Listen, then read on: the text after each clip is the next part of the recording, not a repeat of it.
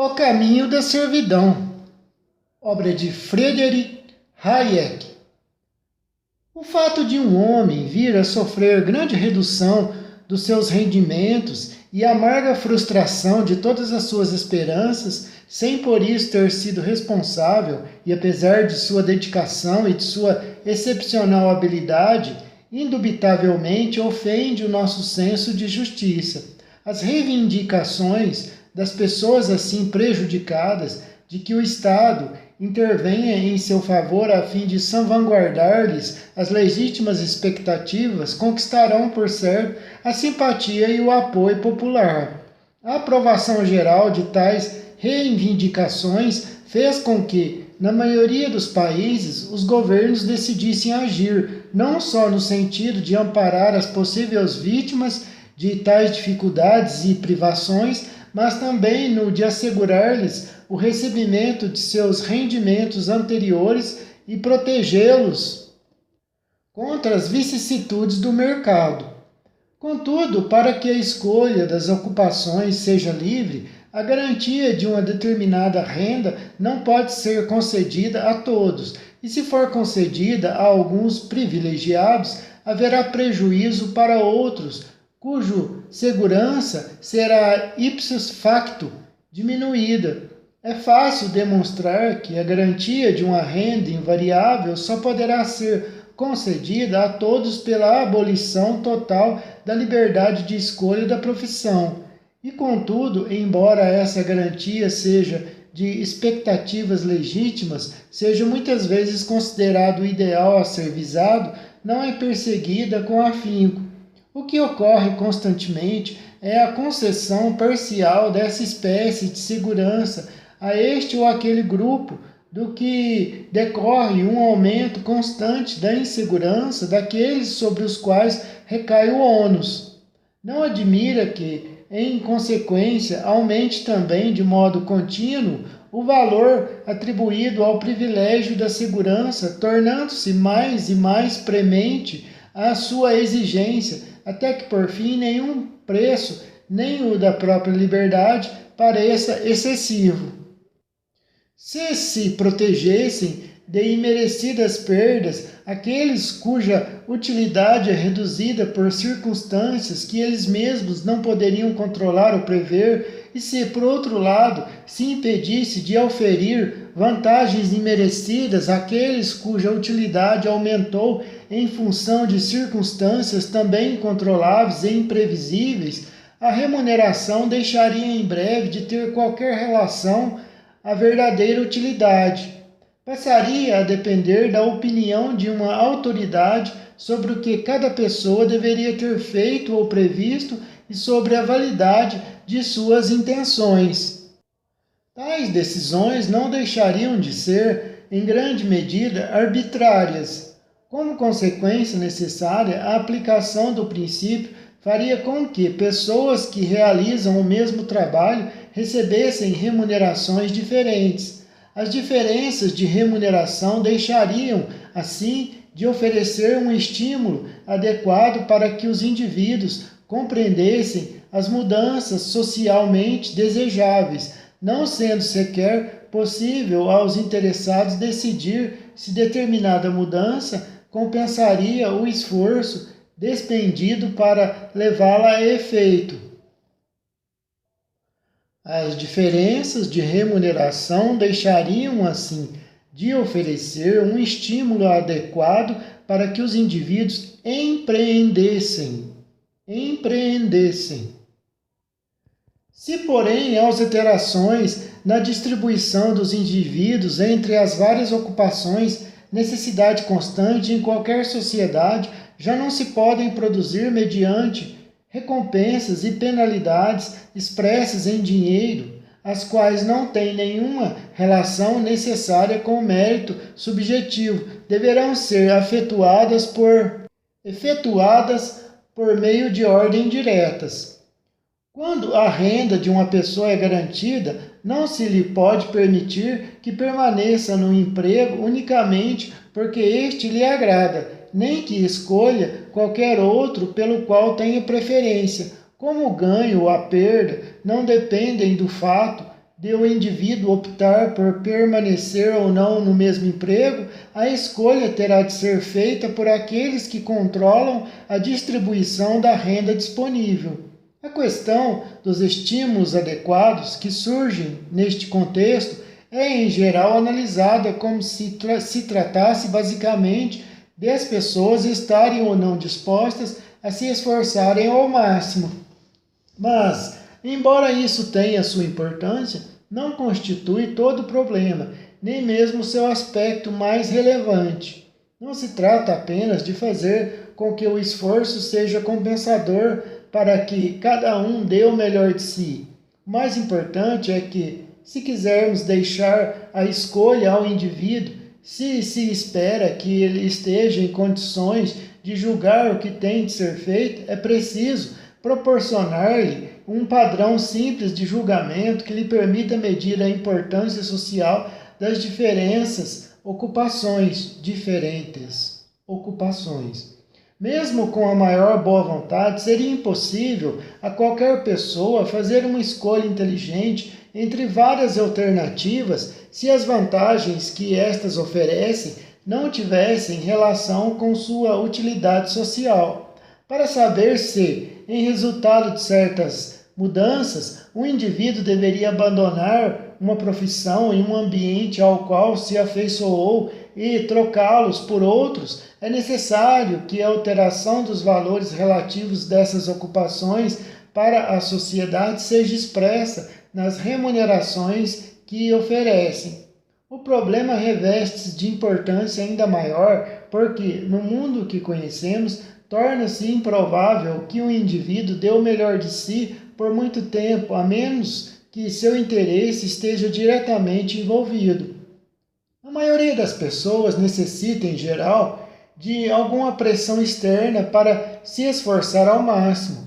Assim, o problema dos incentivos é bastante real, tanto na esfera do trabalho comum como na das atividades gerenciais. A aplicação da engenharia social a toda uma nação, e é isto que significa planejamento, gera problemas de disciplina difíceis de resolver, como o percebeu com clareza um técnico americano com grande experiência em planejamento governamental. Para realizar um trabalho de organização, explica ele, é necessário que este se desenvolva paralelamente a uma área bastante vasta de atividades econômicas não planejadas. Deve haver uma reserva na qual se possam buscar trabalhadores e quando um trabalhador é despedido, deve desaparecer daquele posto e da folha de pagamentos. Na ausência dessa reserva livre de mão de obra, não se poderá manter a disciplina sem castigos corporais como no trabalho escravo. No campo do trabalho gerencial, o problema das sanções contra a negligência surge sob forma diferente, mas não menos grave. Como se observou com propriedade, enquanto na economia baseada na concorrência, o último recurso é o juiz, numa economia dirigida, a sanção última é o verdugo. O poder que será preciso conferir ao gerente de uma fábrica será sempre considerável. Mas, como no caso do trabalhador, a posição e a renda do administrador num sistema planificado também não poderão depender somente do êxito ou do fracasso das tarefas sob sua responsabilidade, visto que não lhe cabem nem o risco nem os lucros. O favor decisivo não será o seu julgamento pessoal, mas a conformidade de suas ações a uma regra estabelecida. Um engano que ele deveria ter evitado não é assunto apenas seu, é um crime contra a comunidade e, como tal, deve ser encarado. Enquanto se mantiver no caminho seguro do dever objetivamente determinado, sua renda estará mais garantida que a do empresário capitalista, mas o perigo que o ameaça em caso de fracasso é pior que o da bancarrota. Poderá gozar de garantia econômica enquanto satisfizer seus superiores, mas essa garantia lhe custará a insegurança com relação à liberdade e à vida. O conflito com o qual temos que lidar é, sem dúvida, um conflito fundamental entre dois tipos irreconciliáveis de organização social que, de acordo com as formas mais características sob as quais se apresentam, foram denominados frequentemente de sociedade comercial e sociedade militar. Talvez os termos não sejam adequados por ressaltarem aspectos não essenciais, tornando difícil perceber que estamos diante de um dilema real, sem uma terceira alternativa.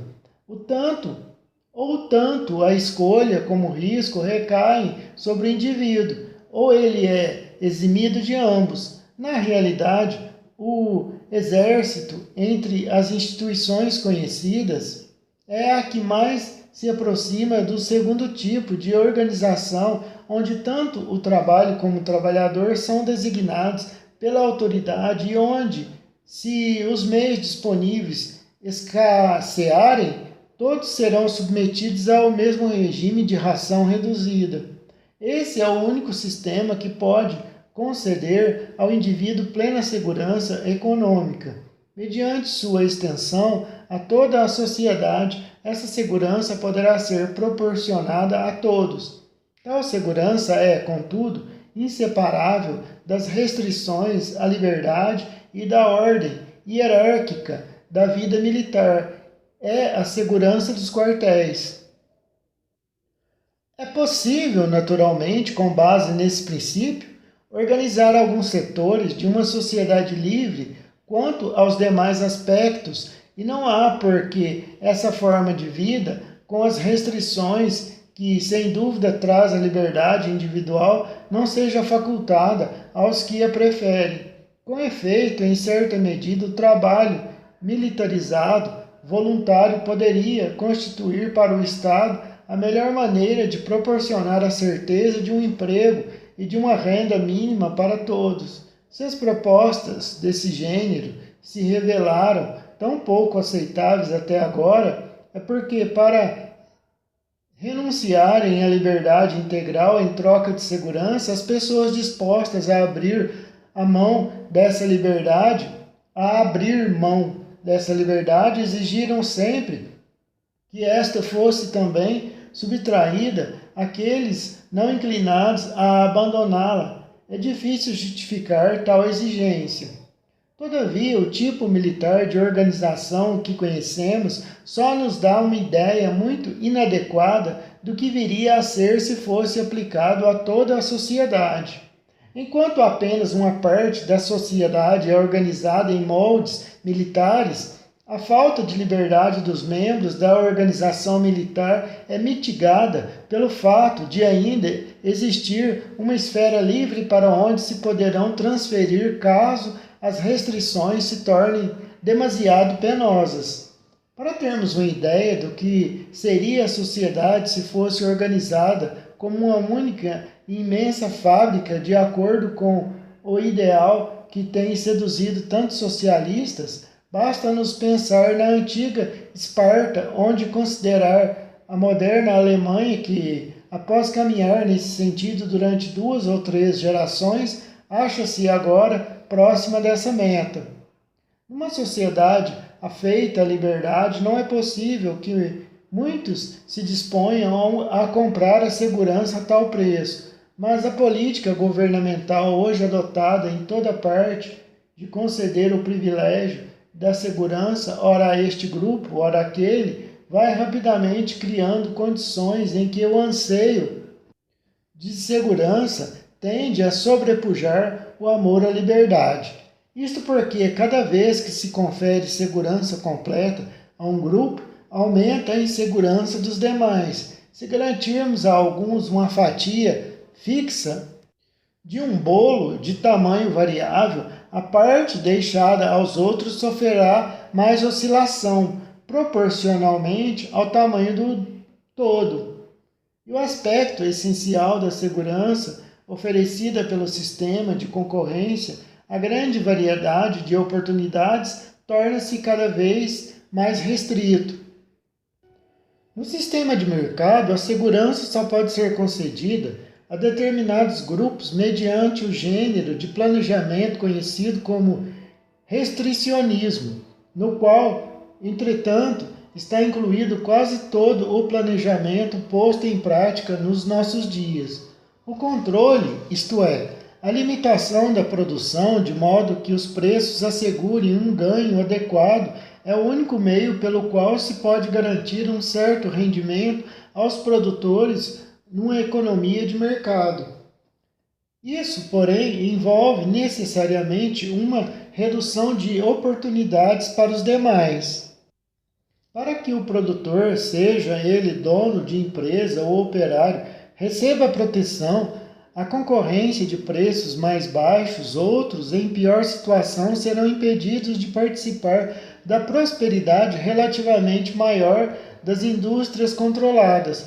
Qualquer restrição à liberdade de ingresso numa profissão reduz a segurança de todos os que se acham fora dela. E, à medida que aumenta o número daqueles cujo rendimento é assegurado dessa forma, restringe-se o campo das oportunidades alternativas abertas aos que sofrem uma perda de rendimento, enquanto, para os que são atingidos por qualquer mudança, diminui do mesmo modo a possibilidade de evitar uma redução fatal da sua renda. E se, como vem acontecendo com frequência, em cada categoria em que ocorre uma melhora de condições, permite-se que seus membros excluam os demais para garantir a si mesmos o ganho integral sobre a forma de salários ou lucros mais elevados. Os que exercem profissões cuja demanda diminui não têm para onde se voltar, e a cada mudança produz-se grande número de desempregados. Não há dúvida de que foi em grande parte devido à busca de segurança por esses meios nas últimas décadas que aumentou a tal ponto o desemprego e, por conseguinte, a insegurança para vastos setores da população. Na Inglaterra, tais restrições, em especial as que influem sobre as camadas médias da sociedade, só assumiram grandes proporções em épocas relativamente recentes, e mal podemos ainda compreender-lhes todas as consequências. Uma sociedade em que a mobilidade ficou tão reduzida como resultado dessas restrições, é de absoluta falta de perspectiva a situação daqueles que encontra fora do âmbito das ocupações protegidas, e um abismo os separa dos privilegiados possuidores de empregos a quem a proteção contra a concorrência tornou desnecessário fazer concessões para dar lugar aos que estão fora. Tal situação, na verdade, só pode ser avaliada por aqueles que a viveram. Não se trata de os privilegiados cederem o seu lugar, mas apenas de partilharem a desventura comum mediante certa redução da própria renda, ou, em muitos casos, simplesmente mediante algum sacrifício das suas perspectivas de melhora. A proteção do Estado ao seu padrão de vida, ao preço razoável ou à renda profissional que julgam um direito impede que isso aconteça. Em consequência, ao invés de preços, salários e rendimentos individuais oscilarem, são agora o emprego e a produção que ficam sujeitos a violentas flutuações. Nunca houve pior e mais cruel exploração de uma classe por outra do que a exercida sobre os membros mais fracos ou menos afortunados de uma categoria produtora pelos que já desfrutam de posições estáveis. Isso foi possibilitado pela regulamentação da concorrência. Poucas coisas têm tido efeito tão pernicioso quanto o ideal da estabilização de certos preços ou salários, pois, embora ela garanta a renda de alguns, torna cada vez mais precária a posição dos demais. Assim, quanto mais nos esforçamos para proporcionar completa segurança, interferindo no sistema de mercado, tanto mais se torna a insegurança e, o que é pior, maior o contraste entre a segurança que recebem os privilegiados e a crescente insegurança dos menos favorecidos. E quanto mais a segurança se converte num privilégio, e quanto maior o perigo para os que dela são excluídos, mais será ela valorizada. À medida que o número dos privilegiados aumenta, e com ele o hiato entre a sua segurança e a insegurança dos demais, vai surgindo uma escala completamente nova de valores sociais. Já não é a independência, mas a segurança que confere distinção e status. O que faz de um homem um bom partido é antes o direito a uma pensão garantida do que a confiança em sua capacidade, ao passo que a insegurança se converte numa terrível condição de pária, a qual estão condenados para sempre aqueles a quem na juventude foi negado ingresso no porto seguro de uma posição assalariada. Esse empenho geral em conquistar a segurança por meio de medidas restritivas, tolerado ou apoiado pelo Estado, produziu, com o ocorrer do tempo, uma transformação progressiva da sociedade, transformação na qual, como em tantas outras coisas, a Alemanha se pôs à frente dos outros países que lhe seguiram o exemplo. Essa evolução foi acelerada por outro efeito das doutrinas socialistas, o deliberado menosprezo de todas as atividades que envolvem risco econômico e a condenação moral dos lucros que compensam os riscos assumidos, mas que só poucos podem obter. Não podemos censurar os nossos jovens quando preferem um emprego seguro e assalariado ao risco do livre empreendimento, pois desde a mais tenra idade ouviram falar daquele como de uma ocupação superior, mais altruísta e mais desinteressada.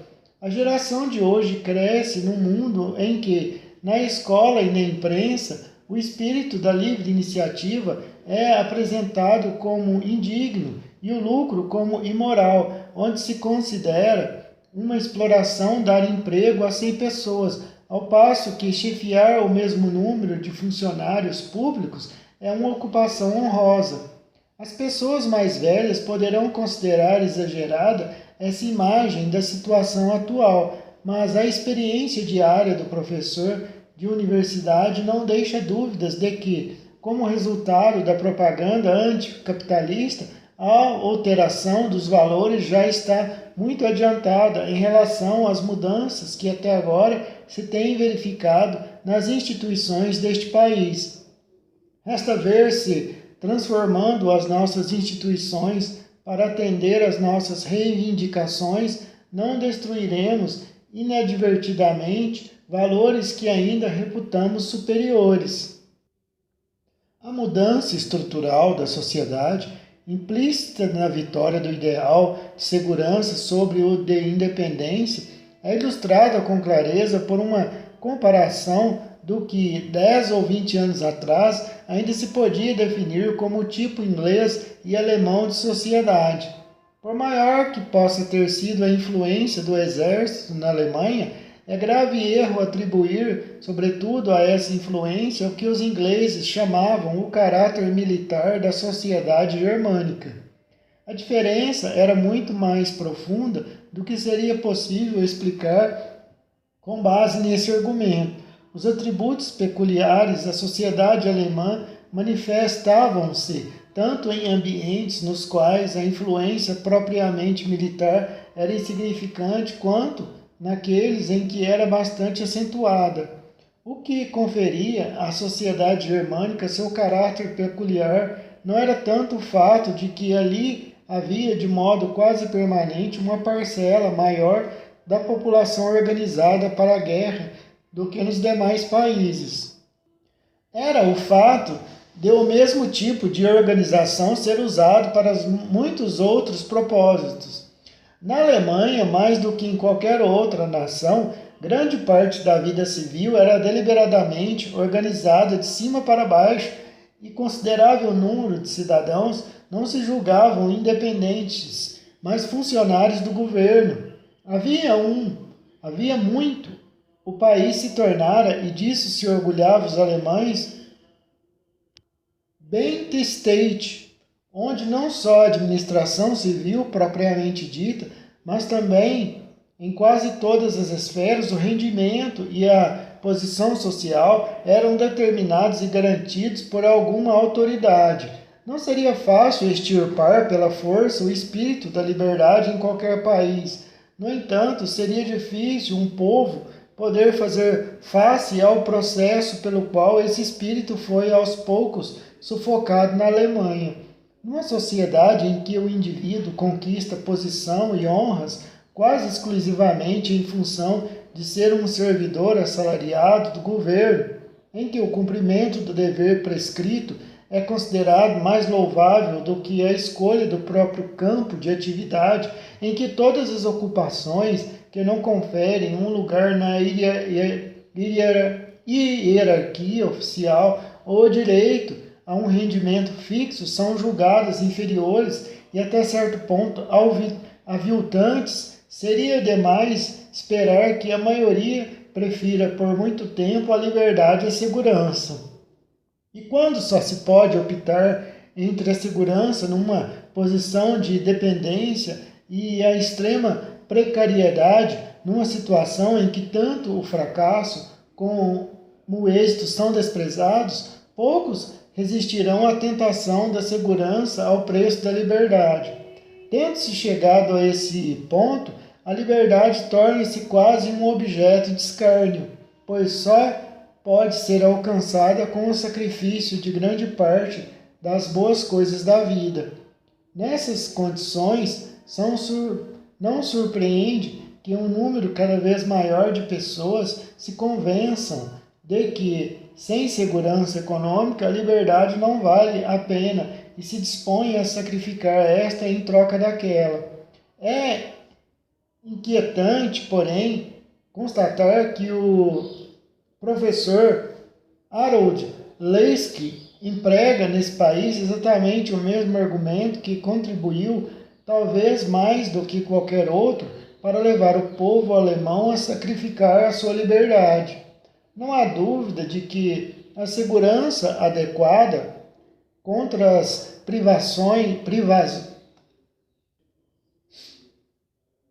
Recapitulando aqui, acho que não estava gravando, então voltando aqui.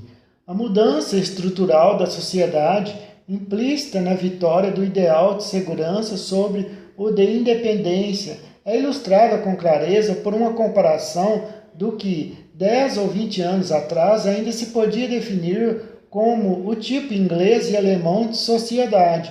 Por maior que possa ter sido a influência do exército na Alemanha, é grave erro atribuir, sobretudo, a essa influência o que os ingleses chamavam o caráter militar da sociedade germânica. A diferença era muito mais profunda do que seria possível explicar com base nesse argumento. Os atributos peculiares à sociedade alemã manifestavam-se tanto em ambientes nos quais a influência propriamente militar era insignificante, quanto naqueles em que era bastante acentuada, o que conferia à sociedade germânica seu caráter peculiar não era tanto o fato de que ali havia de modo quase permanente uma parcela maior da população organizada para a guerra do que nos demais países. Era o fato de o mesmo tipo de organização ser usado para muitos outros propósitos. Na Alemanha, mais do que em qualquer outra nação, grande parte da vida civil era deliberadamente organizada de cima para baixo e considerável número de cidadãos não se julgavam independentes, mas funcionários do governo. Havia muito, o país se tornara, e disso se orgulhavam os alemães, um Betten State, onde não só a administração civil propriamente dita, mas também em quase todas as esferas, o rendimento e a posição social eram determinados e garantidos por alguma autoridade. Não seria fácil extirpar pela força o espírito da liberdade em qualquer país.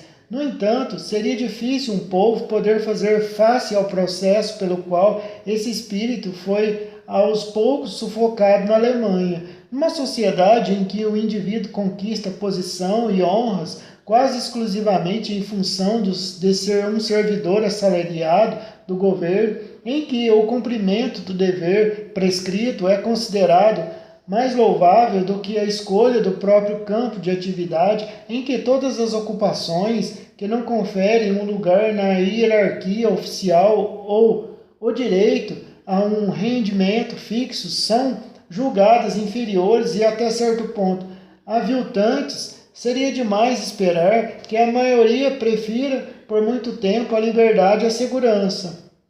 E quando só se pode optar entre a segurança numa posição de dependência e a extrema precariedade numa situação em que tanto o fracasso como o êxito são desprezados, poucos resistirão à tentação da segurança ao preço da liberdade.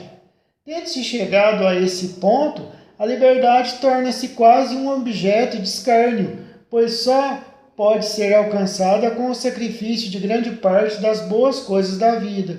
Nessas condições, não surpreende que um número cada vez maior de pessoas se convença de que, sem segurança econômica, a liberdade não vale a pena e se disponha a sacrificar esta em troca daquela. É inquietante, porém, constatar que o professor Harold Lansky emprega nesse país exatamente o mesmo argumento que contribuiu, talvez mais do que qualquer outro, para levar o povo alemão a sacrificar a sua liberdade.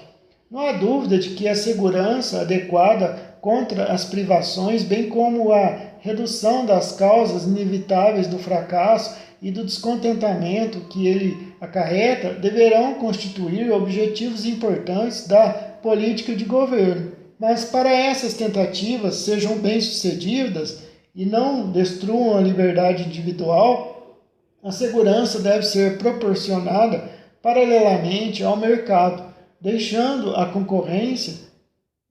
que a concorrência funcione sem obstáculos. Certa medida de segurança é indispensável à preservação da liberdade, porque a maioria dos homens só aceita de bom grado o risco inevitavelmente implícito na liberdade se este não for excessivo. Mas embora nunca devamos perder de vista essa verdade, nada é mais funesto do que o hábito hoje comum entre os líderes intelectuais de exaltar a segurança em detrimento da liberdade. Urge reaprendermos a encarar o fato de que a liberdade tem o seu preço e de que, como indivíduos, devemos estar prontos a fazer grandes sacrifícios materiais a fim de conservá-la. Para tanto, faz-se necessário readquirir a convicção em que se tem baseado o regime de liberdade nos países anglo-saxônios e que Benjamin Franklin expressou numa frase aplicável a todos nós como indivíduos, não menos que como nações. Disse ele: aqueles que se dispõem a renunciar à liberdade essencial em troca de uma pequena segurança temporária não merecem liberdade nem segurança. Graves problemas de relações internacionais, cuja importância não deve ser descartada, podem surgir se a mera cidadania num país confere o direito a um padrão de vida mais alto que em outros.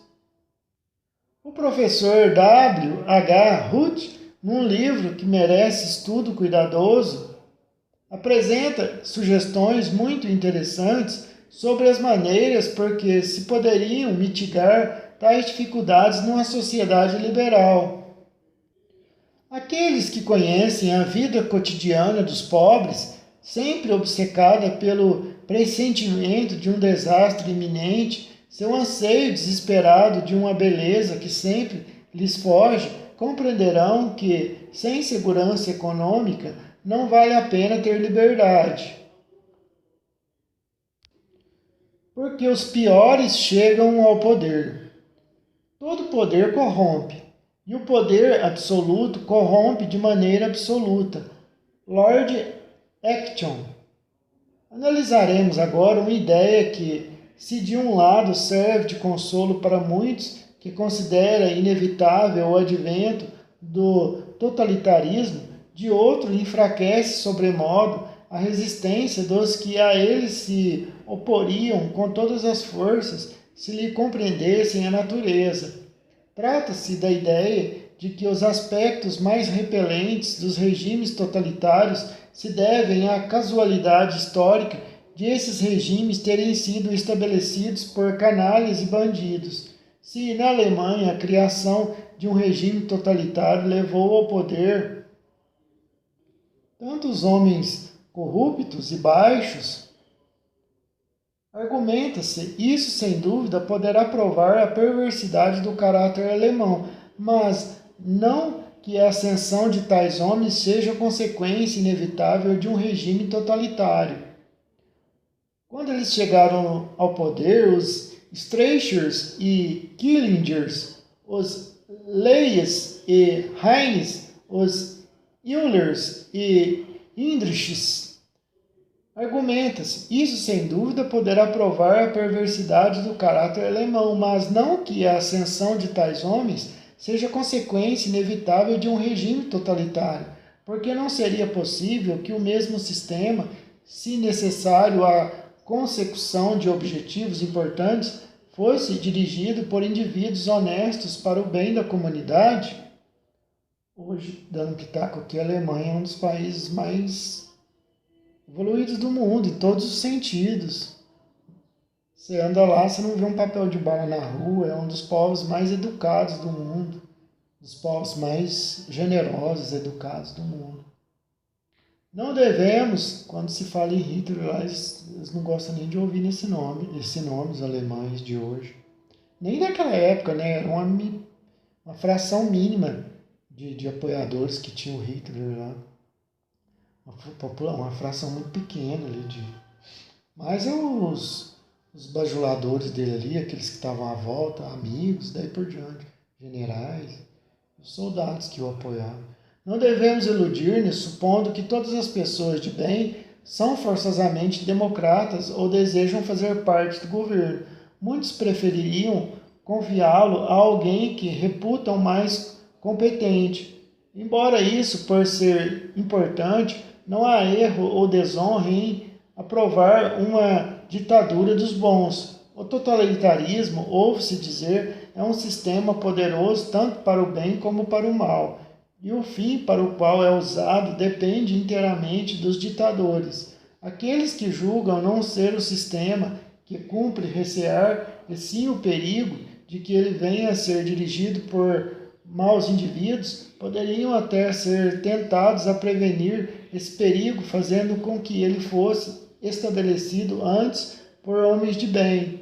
Não há dúvida de que um sistema fascista inglês ou americano diferiria muito dos modelos italiano ou alemão. Por certo, se a transição fosse efetuada sem violência, poderíamos ter esperanças de que surgisse entre nós um líder melhor. E se eu tivesse de viver sobre um regime fascista, preferiria indubitavelmente um que fosse dirigido por ingleses ou americanos a qualquer outro. Entretanto, isso não quer dizer que, julgado pelos padrões atuais, um sistema fascista inglês viesse, no fim, a revelar-se muito diferente ou muito menos intolerável do que seus protótipos. Há razões de sobra para se crer que os aspectos que consideramos mais detestáveis nos sistemas totalitários existentes não são subprodutos acidentais, mas fenômenos que cedo ou tarde o totalitarismo produzirá inevitavelmente, assim como o estadista democrata que se propõe a planejar a vida econômica não tardará a defrontar-se com o dilema de assumir poderes ditatoriais ou abandonar seu plano também. O ditador totalitário logo teria de escolher entre o fracasso e o desprezo à moral comum. É por essa razão que os homens inescrupulosos têm mais probabilidade de êxito numa sociedade que tende ao totalitarismo. Quem não percebe essa verdade ainda não mediu toda a vastidão do abismo que separa o totalitarismo dos regimes liberais, a profunda diferença entre a atmosfera moral do coletivismo e a civilização ocidental essencialmente individualista. O embasamento moral do coletivismo foi, é claro, muito debatido no passado, mas o que nos interessa em nosso estudo não é sua base moral, e sim seus resultados morais. Nos debates habituais sobre os aspectos éticos do coletivismo, pergunta se este é exigido pelas convicções morais existentes ou se devem existir certas convicções morais para que o coletivismo produza os resultados esperados.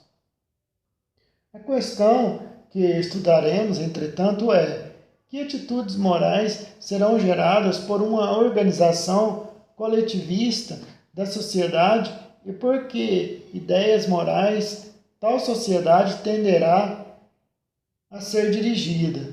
A intenção da moral e das instituições poderá fazer com que a ética resultante do coletivismo seja totalmente diversa dos ideais morais que levam a exigir a implantação desse mesmo coletivismo.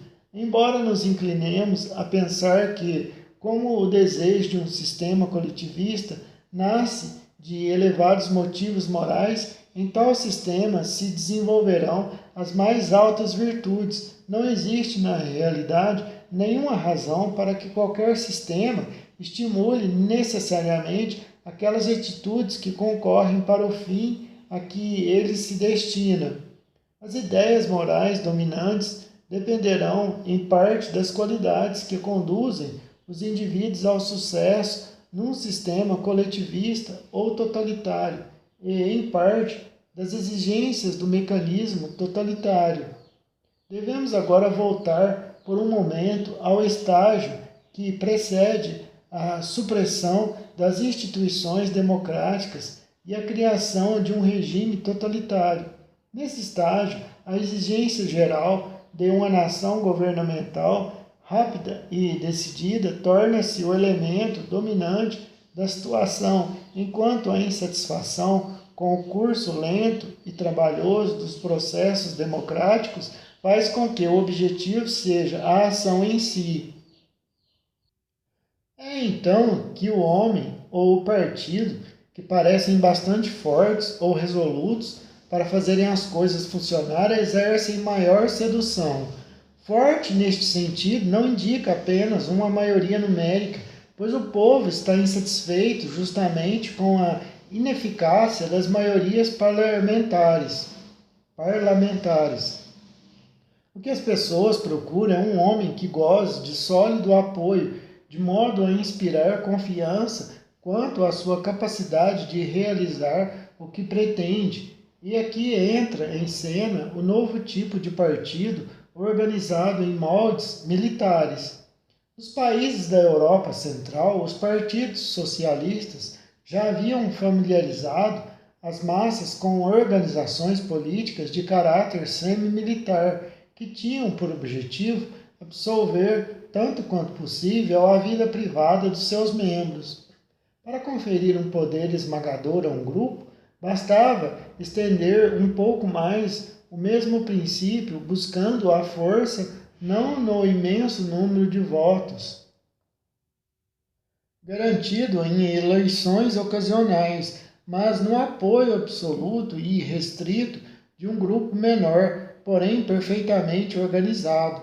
Para conseguir impor um regime totalitário a toda uma nação, o líder deve, em primeiro lugar, reunir à sua volta um grupo disposto a submeter-se voluntariamente à disciplina totalitária que ele pretende aplicar aos outros pela força. Embora os partidos socialistas tivessem poder político suficiente para obter o que desejassem, desde que resolvessem empregar a força, relutaram em fazê-lo. Sem o saber, tinham assumido uma tarefa que só poderia ser executada por homens implacáveis, prontos a desprezar as barreiras da moral reinante. Muitos reformadores sociais aprenderam no passado que o socialismo só pode ser posto em prática por métodos que seriam condenados pela maioria dos socialistas. Os velhos partidos socialistas sentiam-se inibidos por seus ideais democráticos, não possuíam a insensibilidade necessária à execução da tarefa por eles escolhida. É importante notar que, tanto na Alemanha como na Itália, o êxito do fascismo foi precedido pela recusa dos partidos socialistas a assumir as responsabilidades do governo. Repugnou-lhes empregar os métodos que eles próprios haviam apontado. Ainda esperavam pelo milagre de um acordo da maioria em torno de um plano especial para a organização de toda a sociedade. Outros já haviam aprendido que numa sociedade planificada não se trata mais de saber sobre o que concorda a maioria do povo, mas qual é o maior grupo cujos membros encontram um grau de acordo suficiente para tornar possível a direção unificada de todos os assuntos públicos. Ou, caso não exista nenhum grupo bastante numeroso para impor suas ideias, de que forma e por quem ele pode ser criado. Há três razões principais para que um grupo numeroso, forte e de ideias bastante homogêneas não tenda a ser constituído pelos melhores e sim pelos piores elementos de qualquer sociedade. De acordo com os padrões hoje aceitos, os princípios que presidiriam a seleção de tal grupo seriam quase inteiramente negativos.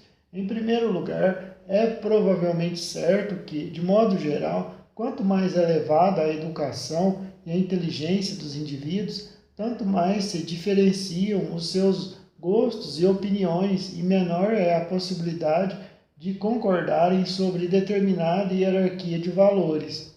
Disso resulta que, se quisermos encontrar um alto grau de uniformidade e semelhança de pontos de vista, teremos de descer as camadas que os padrões morais e intelectuais são inferiores e prevaleçam os instintos mais primitivos e comuns. Isso não significa que a maioria do povo tenha padrões morais baixos. Significa apenas que o grupo mais amplo, cujos valores são semelhantes, é constituído por indivíduos que possuem padrões inferiores. E, por assim dizer, o mínimo denominador comum que une o maior número de homens. Quando se deseja um grupo numeroso e bastante forte para impor aos demais suas ideias sobre os valores da vida, jamais serão aqueles que possuem gostos altamente diferenciados e desenvolvidos que sustentarão pela força do número os seus próprios ideais, mas os que formam a massa, no sentido pejorativo do termo, os mesmos originais e menos independentes. Os menos originais e menos independentes. Se, contudo, um ditador em potencial tivesse de contar apenas com aqueles cujos instintos, simples e primitivos, são muito semelhantes, o número destes não daria peso suficiente às suas pretensões. Seria preciso aumentar-lhes o número, convertendo outros ao mesmo credo simples. A esta altura, entra em jogo o segundo princípio negativo da seleção. Tal indivíduo conseguirá o apoio dos dóceis e dos simplórios, que não têm fortes convicções próprias, mas estão prontos a aceitar um sistema de valores previamente elaborado, contando que este lhes seja apregoado com bastante estrépito e insistência. Serão assim aqueles cujas ideias vagas e imperfeitas se deixam influenciar com facilidade, cujas paixões e emoções não é difícil despertar, que engrossarão as fileiras do partido totalitário. O terceiro e talvez mais importante elemento negativo da seleção está relacionado com o esforço do demagogo hábil por criar um grupo coeso e homogêneo de prosélitos, quase por uma lei da natureza, parece ser mais fácil aos homens concordarem sobre um programa negativo, o ódio a um inimigo ou a inveja aos que estão em melhor situação do que sobre qualquer plano positivo. A antítese, nós e eles, a luta comum contra os que se acham fora do grupo, parece um ingrediente essencial a qualquer ideologia capaz de unir solidamente um grupo visando a ação comum. Por essa razão, é sempre utilizada por aqueles que procuram não só o apoio a um programa político, mas também a fidelidade restrita de grande massa do seu ponto de vista. Isso tem a vantagem de lhes conferir mais liberdade de ação do que qualquer programa positivo. O inimigo, seja ele interno, como o judeu ou o kulak, seja externo, parece constituir uma peça indispensável no arsenal do líder totalitário. Se na Alemanha o judeu se tornou o inimigo, cedendo em seguida o lugar às plutocracias, isso foi decorrência do sentimento anticapitalista em que se baseava todo o movimento, o mesmo acontecendo em relação à escolha do Kulak na Rússia.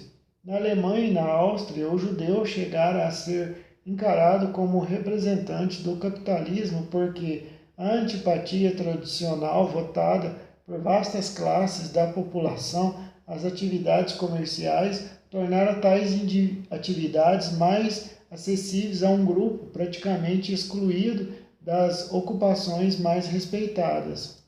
É a velha história. A raça alienígena, admitida apenas nas profissões menos nobilitantes, torna-se objeto de ódio ainda mais acirrado precisamente por exercê-las. O fato de, na Alemanha, o antissemitismo e o anticapitalismo terem a mesma origem é de grande importância para a compreensão do que tem acontecido naquele país, embora os observadores estrangeiros poucas vezes se deem conta disso. Considerar a tendência universal da política coletivista ao nacionalismo como decorrência exclusiva da necessidade de um apoio sólido seria negligenciar outro fator não menos significativo. Com efeito, é questionável que se possa conceber com realismo um programa coletivista que não atenda aos interesses de um grupo limitado, ou que o coletivismo possa existir sobre outra forma que não a de um particularismo qualquer, nacionalista, racista ou classista. A ideia de uma comunhão de propósitos e interesses com os próprios semelhantes parece pressupor maior similaridade de ideias e pontos de vista do que aquela que existe entre homens na qualidade de simples seres humanos. Se não podemos conhecer pessoalmente todos os outros componentes do nosso grupo, eles terão de ser, pelo menos, do nosso mesmo tipo, dos que nos cercam, terão de pensar e falar do mesmo modo e sobre os mesmos assuntos para que nos possamos identificar com eles. O coletivismo em proporções mundiais parece inconcebível, a não ser para atender aos interesses de uma pequena elite dirigente. Ele, por certo, suscitaria problemas não só de natureza técnica, mas sobretudo moral, que nenhum dos nossos socialistas estaria disposto a enfrentar. Se o proletário inglês tem direito a uma parcela igual da renda atualmente proporcionada pelos recursos financeiros do país, assim como ao controle do emprego desses recursos, porque eles resultam da exploração. Pelo mesmo princípio, todos os hindus teriam direito não só à renda, mas também ao uso de uma parcela proporcional do capital britânico. O que os socialistas, porém, pensam de fato em repartir de maneira equitativa entre toda a população da Terra os atuais recursos de capital. Para todos eles, o capital pertence não à humanidade, mas à nação.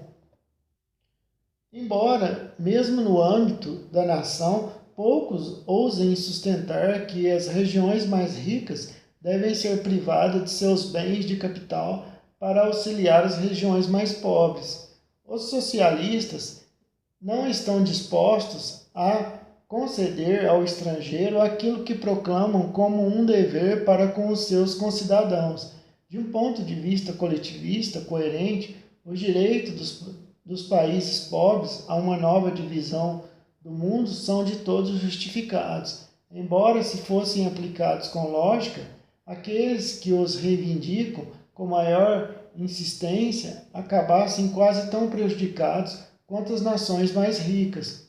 Têm, por conseguinte, o cuidado de não fundamentar suas exigências em princípios igualitários, mas numa pretensa capacidade superior de organizar outros povos.